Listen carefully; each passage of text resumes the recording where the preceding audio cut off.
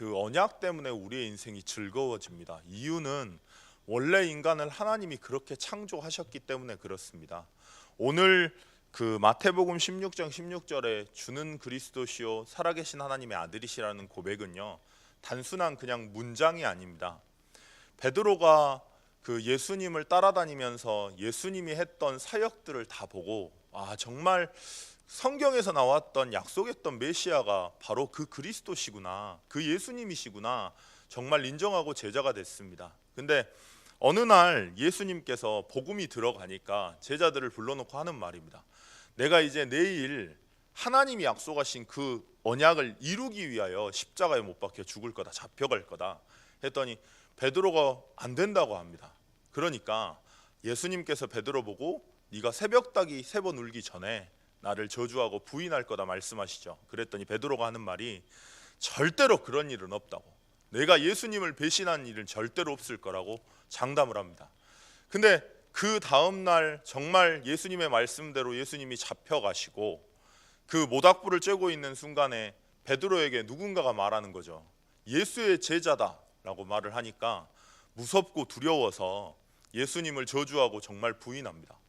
그러고 나서 뒤돌아서 성 밖을 빠져나오는데요, 그때 새벽닭이 3번 울기를 시작을 하는 거예요. 그제서야 예수님이 말씀하신 말씀이 생각나서 베드로가 오열을 합니다. 통곡을 합니다.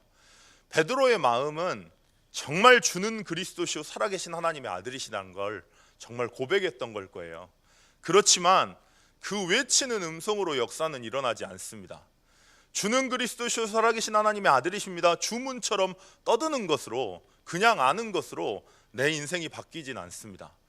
베드로가 그때 너무너무 낙심해서 내가 왜 이랬을까라고 낙심해서 다 핑계쳐버리고 다시 어부로 돌아가서 갈릴리에 가서 고기를 낚고 있는데요, 그때 심정이 어땠을까요? 아마 모든 것을 포기하고 싶고 낙담하고 싶었을 겁니다. 근데 그때 아마 자신의 인생을 돌아봤을 것 같아요. 내 인생에 왜 그리스도가 필요한지, 내 인생의 진짜 문제가 뭔지, 내가 그렇게 실수했고 내가 그렇게 예수를 저주했고 부인했던 그게 문제가 아니라 왜 내가 그렇게 할 수밖에 없었는지, 진짜 내 모습이 보였겠죠. 아마 하나님 앞에 서는 시간이었을 겁니다. 그때 내가 진짜 그리스도가 아니면 안 되는구나 라고 생각하고 있는데 예수님이 찾아오셨어요. 그리고 물으십니다. 네가 나를 저주했냐? 왜 네가 나를 배반했냐라고 물으신 게 아니라 네가 나를 사랑하느냐라고 물으셨습니다. 그 마음의 중심을 보셨던 거죠. 마찬가지입니다. 에레미야가 어마어마한 일과 어마어마한 사역을 할 때 하나님이 음성을 전달하신 게 아니고요, 시위의 뜰에 갇혔을 때에 모든 것을 포기하고 싶었던 그 순간에 하나님께서는 세미한 음성으로 말씀하십니다. 엘리야도 마찬가지입니다. 850대 1로 어마어마한 일을 이루고 거짓 선지자들과 싸워서 하나님의 능력을 전달했던 그 역사가 일어날 때 하나님이 음성을 전달한 게 아니라 모든 것을 포기하고 싶어서 이제 나를 데려가 달라고 외쳤을 때에 하나님이 강한 바람과 같은 소리, 지진과 같은 큰 바람과 같은 바위를 무너뜨리는 그런 역사 가운데 여호와께서 계시지 않고 세미한 음성 가운데 하나님이 엘리야에게 말씀하십니다. 예수는 그리스도라는 고백은요, 우리 인생에서 올바른 문제가 보일 때 시작됩니다. 내 인생의 문제는 눈에 보이는 문제가 아닙니다. 내 인생의 문제는 눈에 보이는 그 사람과의 갈등의 문제가 아닙니다. 내 인생의 문제는 내가 지금 처해 있는 환경의 그 어려움이 문제가 아닙니다. 내가 지금 처한 이 문제는 정신적으로 고통당하는 그 문제가 아닙니다. 내 진짜 문제는 하나님을 떠나서 사단에게 장악되어 모든 것이 재앙이 되고 저주가 될 수밖에 없는 지옥 권세 아래 묶여져 있는 그 문제가 내 진짜 문제입니다 라고 정말 내 인생에서 고백될 때에 하나님은 무엇 때문에 내 인생에 그리스도가 필요한지, 무엇 때문에 주는 그리스도시요 살아계신 하나님의 아들이시라 고백해야 되는지 알게 하실 것입니다. 무엇 때문에 하나님은 그리 인도하실까요? 요한복음 20장 31절에 성경이 기록된 목적은 예수께서 하나님의 아들이신 것과 그리스도이심을 알게 해서 그 안에 있는 생명을 얻게 하는데 하나님의 목적과 이유가 있습니다. 그래서 하나님이 어떻게 인도하시냐? 그리스도의 예수의 날까지, 빌립보서 1장에 그리스도의 예수의 날까지 우리를 인도하시며 보호하십니다. 어떻게 인도하십니까? 빌립보서 2장 13절에 자기의 기쁘신 뜻대로 우리에게 소원을 두고 행하셔서 히브리서 11장 38절에 세상이 감당할 수 없는 사람으로 세우시기 위해서 오늘을 하나님은 준비하셨습니다.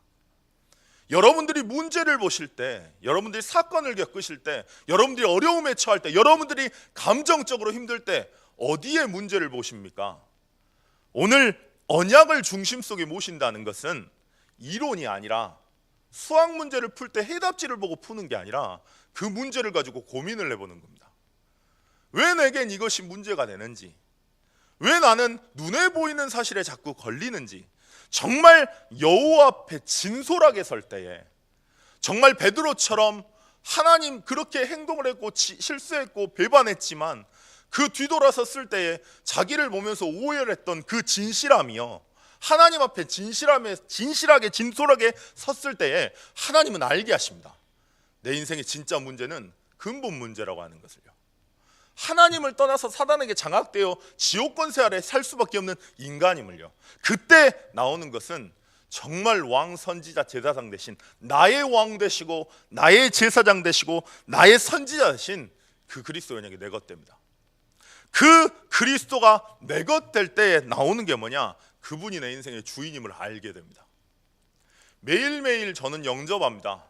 사역 다 끝나면 올라가서 영접합니다. 근데 거울 볼 때 한 번씩 너무 살이 쪄서 불편하긴 합니다. 근데 영접할 때요, 처음에는 잘 모르는데 그냥 매일 영접하다 보면 또 제가 제 인생을 제 맘대로 살았다는 게 보여요. 오늘 하루 또 문제도 아닌 걸 가지고 하나님 내가 문제로 걸렸네요. 또 내 인생의 주인 되신 나를 그리스도 예수의 날까지 가장 정확하게 인도하시는 하나님이 자기의 뜻을 이루시기 위하여 내게 소원을 두고 행하시는 그 하나님을 바라본 게 아니라 또 나는 눈에 보이는 사실에 속았네요. 아버지, 오늘 또 고백합니다. 내 인생의 주인은 그리스도십니다 라고 영접합니다. 별거 아닌 것 같지만 이 시간과 이 조그마한 것이 내 인생을 변화합니다. 아무리 대단한 믿음을 가진 사람이라고 하더라도요, 왜 내 인생에 그리스도가 필요한지 내 인생을 놓고 하나님 앞에 서는 그 시간이 없다면 복음은 사실 이론이지 내 인생의 중심은 아닐 겁니다. 그러면 다 압니다. 내 인생의 주인이 그리스도라는 걸 다 아는데요, 맡길 수가 없어요. 왜냐하면 내 인생 내가 만들어야 되니까. 내 사역도 내가 만들어야 되고 내 가족도 내가 책임져야 되니까 내 생각대로 움직입니다. 복음의 길이라고 하지만 결국엔 내 길을 가는 겁니다. 내 방법으로 사는 겁니다. 하나님이 그걸 바꾸게 하기 위해서 여러분들에게 오늘 문제를 허락한 것입니다. 오늘 문제를 통해서 정말 그리스도 앞에 진솔하게 진실하게 하나님 앞에 엎드리기를, 정말 근본 문제를 보고 그 그리스도의 유일한 해답을 정말 붙잡기를 하나님은 원하십니다. 왜냐? 세상이 감당할 수 없는 사람으로 여러분들을 부르셨으니까요. 오늘 내 인생의 주인 되신 그리스도를 정말로 믿고 맛보게 되면 그때는 자유합니다. 정말 해방이죠. 내 자녀, 내 문제, 내 어려움, 내 인생, 심지어 우리의 교회조차도 하나님께서 이루시니까요. 그걸 아느냐 아니면 정말 믿느냐, 그걸 아느냐 아니면 정말로 보느냐, 그 차이인 것 같습니다. 자, 인생의 주인이 그리스도 될 때 증인이 되는 거예요. 여러분들에게 지금 문제가 있으십니까? 여러분들에게 지금 어려움이 있으십니까? 여러분들에게 지금 응답이 있으십니까? 여러분들에게 지금 고민거리가 있으십니까? 하나님은 그 모든 일을 통하여 예수가 그리스도 되심을 알게 하시는 기회로, 인생의 스토리로 여러분들을 인도하고 계십니다. 하나님의 기쁘신 뜻대로 가장 정확하게 그리스도 예수의 날까지요. 정말로 그리스도가 내 인생의 주인 될 때 인생이 행복해집니다. 그걸 영적 서밋이라고 합니다. 눈에 보이는 사건 때문에 기쁘는 게 아니라요, 눈에 보이는 응답 때문에 기뻤다가 눈에 보이는 응답 없으면 낙심하는 수준이 아니라요, 눈에 보이는 것 아무것도 없어도 예수가 보이고 그리스도가 보이기 때문에 기쁘고 즐겁고 행복합니다. 그게 신앙생활이에요. 그러면 그게 되면 내가 정말로 그리스도로 행복하고 그리스도의 맛을 보고 있다면 하나님께서 하나님의 지혜를 부으십니다. 내 능력이 아니에요. 그걸 보고 기능 서밋이라고 해요. 우리의 힘과 우리의 수준으로 우리의 기능을 만드는 게 아닙니다. 다윗은 돌팔매질 가지고 이스라엘의 최고의 대적이었던 골리앗을 꺾고, 골레셋이랍니다. 골리앗을 꺾고 하나님의 영광을 만방에 증거했어요.